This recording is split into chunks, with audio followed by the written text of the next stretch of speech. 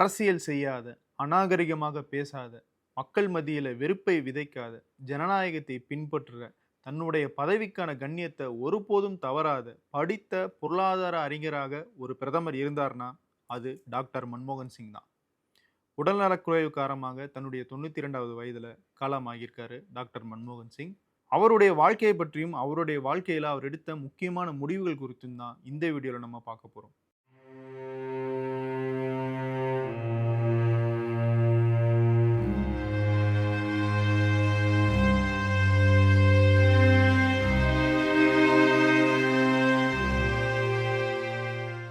1932ஆம் ஆண்டு ஒருங்கிணைந்த இந்தியாவினுடைய பஞ்சாப் மாகாணத்துல பிறக்கிறாரு டாக்டர் மன்மோகன் சிங். அவர் பிறந்த அப்படிங்கிற அந்த ஊர் இப்போ பாகிஸ்தான்ல இருக்கு. அதாவது இந்தியா பாகிஸ்தானுடைய அந்த பிரிவினையின் போது மன்மோகன் சிங்கினுடைய குடும்பம் இந்தியாவுக்கு வந்துடுறாங்க.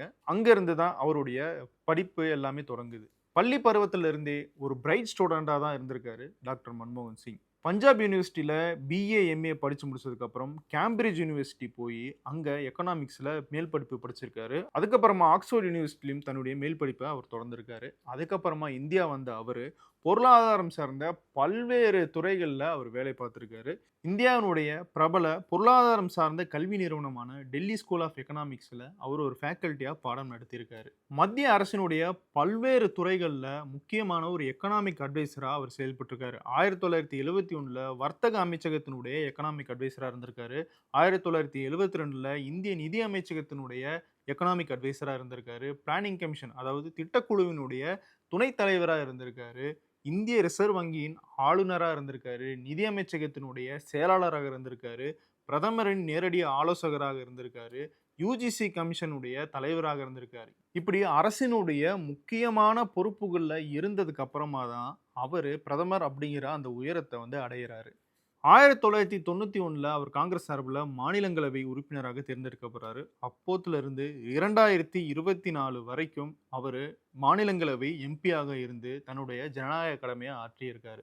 1991ல நரசிம்மராவ் பிரதமராக இருந்தபோது மன்மோகன் சிங் நிதியமைச்சராக தேர்ந்தெடுக்கப்படுறாரு. அப்போதான் மன்மோகன் சிங் அப்படிங்கிற ஒரு பொருளாதார வல்லுநர் உலக அரங்குக்கு தெரிய வராரு. இந்திய பொருளாதார முன்னேற்றத்துக்கு மன்மோகன் சிங்கினுடைய பங்களிப்பை பாராட்டி மரியாதை செய்யற வகையில 1987ல பத்ம விபூஷன் விருதை மத்திய அரசு வழங்குச்சு.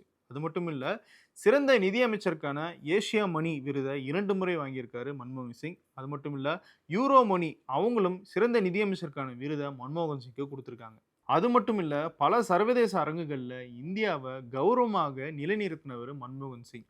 அவர் மேற்கொண்ட பொருளாதார சீர்திருத்தங்கள் அவரை சர்வதேச அரங்குல ஒரு முக்கியமான தலைவரா நிலைநிறுத்துச்சு. கடந்த நூற்றாண்டுல இந்தியாவினுடைய ஆகச்சிறந்த அறிஞர்கள்ல ஒருவராக நம்ம மன்மோகன் சிங்கை சொன்னாலும் அது மிகையாகாது. அப்படிப்பட்ட பங்களிப்பை இந்தியாவினுடைய முன்னேற்றத்துக்காக அவர் செஞ்சிருக்காரு. ஆனா அவர் நிதியமைச்சராகவும் பிரதமராகவும் இருந்தபோது செஞ்ச சில முக்கியமான விஷயங்களை நம்ம இந்த இடத்துல கட்டாயம் நினைவு கூர்ந்தே ஆக வேண்டும். அதை பத்தி நம்ம இப்போ பார்க்கலாம். மன்மோகன் சிங்கை இந்திய அளவிலும் சரி, உலக அளவிலும் சரி, ஒரு சிறந்த பொருளாதார நிபுணராக, ஒரு பொருளாதார அறிஞராக வெளிச்சமிட்டு காட்டிய சம்பவம்னா அது 1991ல நடந்த லிபரலைசேஷன், அதாவது தாராளமயமாதல். இந்தியா ஒரு சோசியலிச எக்கனாமியிலிருந்து ஒரு கேபிட்டலிச எக்கனாமியை நோக்கி மாறின தருணம் 1991. அந்த நேரத்துல இந்தியா கடுமையான நிதி நெருக்கடியில் இருந்தாங்க. கிட்டத்தட்ட இலங்கை ஒரு 2 ஆண்டுகளுக்கு முன்னாடி இருந்துச்சு இல்லையா, இப்பவும் இருந்துகிட்டு இருக்கு இல்லையா, அந்த மாதிரியான ஒரு கடுமையான நிதி சுமையில இந்தியா இருந்துச்சு. அப்படிப்பட்ட ஒரு நெருக்கடியான சூழ்நிலையில தான் நிதியமைச்சராக மன்மோகன் சிங்கை நியமிக்கிறாரு பிரதமர் பி.வி. நரசிம்மராவ். இன்னைக்கு இந்தியா பயணிச்சிட்டு இருக்கிற தாராளமய உலகமய பாதைக்கு அடித்தளம் போட்டவர் டாக்டர் மன்மோகன் சிங் தான். அவர் இந்த தாராளமய கொள்கையை அறிவிக்கும் போது நாடாளுமன்றத்தில் பேசும்போது சொல்றாரு, உலகத்துக்கு சத்தமாக கேட்கட்டும், இந்தியா இப்போது விழித்து கொண்டது அப்படின்னு சொல்லிட்டு. இந்த தாராளமய கொள்கையை அமல்படுத்துறது அப்படிங்கிறது ஒரு சாதாரணமான டாஸ்க் கிடையாது.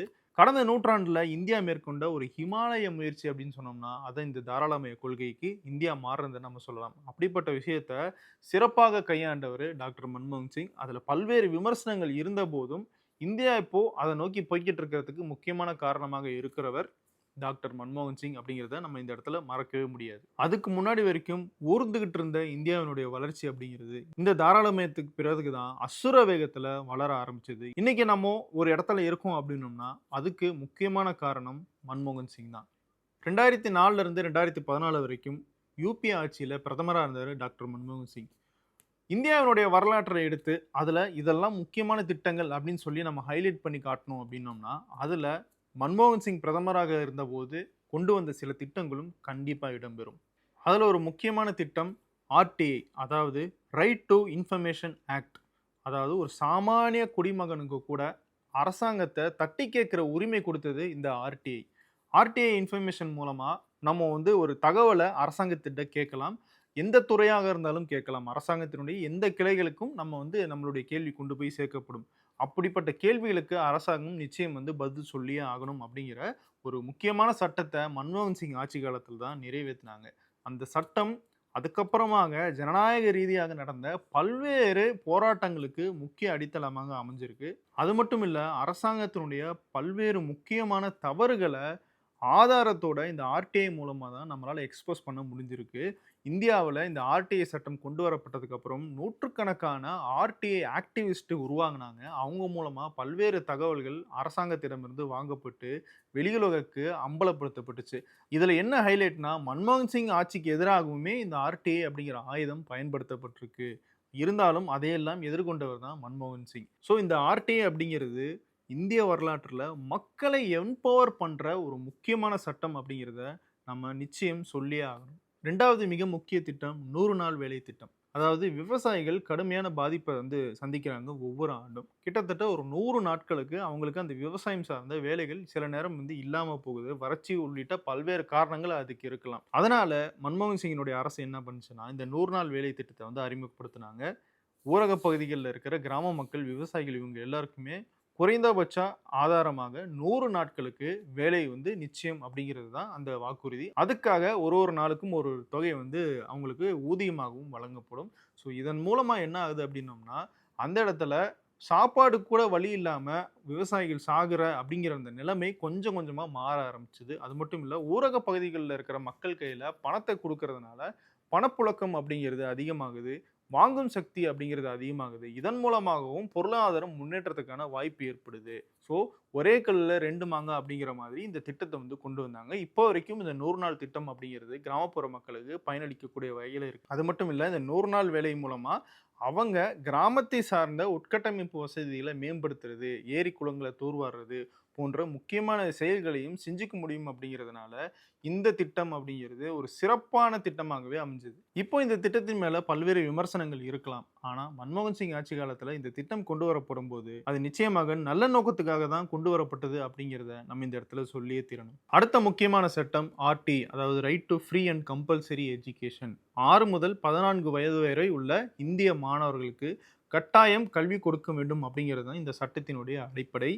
கல்வி அப்படிங்கிறது எல்லா மாணவர்களுடைய, எல்லா மக்களினுடைய அடிப்படை உரிமையாக மன்மோகன் சிங் ஆட்சி காலத்துல தான் மாற்றப்பட்டது. இந்த திட்டம் வந்ததுக்கு அப்புறமா குழந்தை தொழிலாளர்கள் மீட்பு அப்படிங்கிறது இந்தியாவில் அதிக அளவில் நடந்துச்சு. அவங்களையெல்லாம் பள்ளிகளுக்கு அழைச்சிட்டு போற வேலையை அரசாங்கம் செய்ய ஆரம்பிச்சாங்க. அவங்களுக்கான கல்வி செலவு, தங்கும் இடங்கள், உணவு போன்ற பல்வேறு விஷயங்களையும் இந்த ஆர்டிஇ அப்படிங்கிற அந்த சட்டம் மூலமா நிறைவேற்றி தர முடிஞ்சது. உண்மையாகவே இந்தியாவினுடைய வரலாற்றுல இது ஒரு மகத்தான சட்டம்னு நம்ம சொல்லலாம். 2009ல உலகம் ஒரு கடுமையான ரெசெஷனுக்கு வந்து ஆளாச்சு. உலகம் முழுக்க பொருளாதார நெருக்கடி கடுமையாக பாதிக்கப்பட்டுச்சு. அமெரிக்கா உட்பட உலக பவர்ஸ் அவங்களே வந்து அதுல வந்து ஸ்ட்ரகிள் ஆயிட்டு இருந்தாங்க.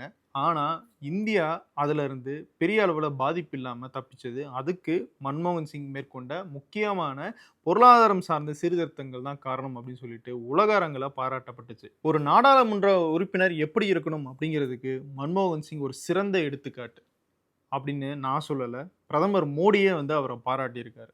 2023ஆம் ஆண்டு ஒரு முக்கியமான சட்ட மசோதாவை மத்திய அரசு தாக்கல் செய்கிறாங்க, பாஜக அரசு. அந்த சட்டம் டெல்லியில் இருக்கிற மாநில அரசுக்கு எதிராக இருக்கு. அதாவது டெல்லியில் இருக்கிற அரசு அதிகாரிகளுடைய நியமனம், அவங்களுடைய பதவி உயர்வு உள்ளிட்ட விஷயங்கள்ல முடிவெடுக்கிறதுக்கான அதிகாரம் மத்திய அரசு கையிலையும் அந்த மாநிலத்தினுடைய ஆளுநர் கைக்கும் போகுது அப்படிங்கிறது தான் அந்த சட்ட மசோதாவினுடைய அடிப்படை நோக்கம். இதை கண்டிப்பா நாங்க தடுத்தே தீர்வோம்னு சொல்லிட்டு எதிர்க்கட்சிகள் எல்லாருமே வந்து முயற்சி பண்ணாங்க. அந்த வாக்கெடுப்புக்கு காங்கிரஸ் கட்சியை சேர்ந்த எல்லோருமே பங்கெடுக்கணும் அப்படின்னு சொல்லிட்டு காங்கிரசினுடைய கட்சி தலைமை ஒரு அறிவிப்பு கொடுத்தாங்க.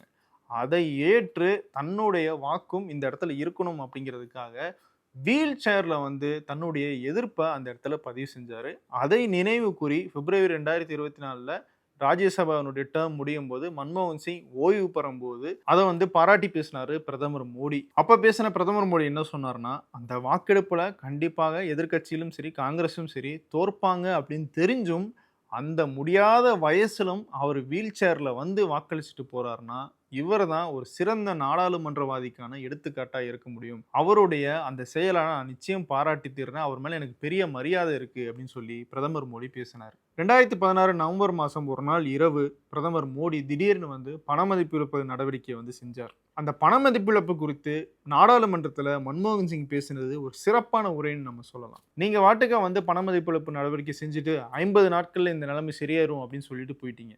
ஆனா சாதாரண ஏழை எளிய தினமும் சோத்துக்கு அல்லாடுற மக்களுக்கு இந்த 50 நாள் ஏற்படுற தாக்கம் அப்படிங்கிறது அவங்களுடைய வாழ்க்கையில இன்னும் 50 ஆண்டுகளுக்கு நீடிக்கக்கூடியதாக இருக்கும்.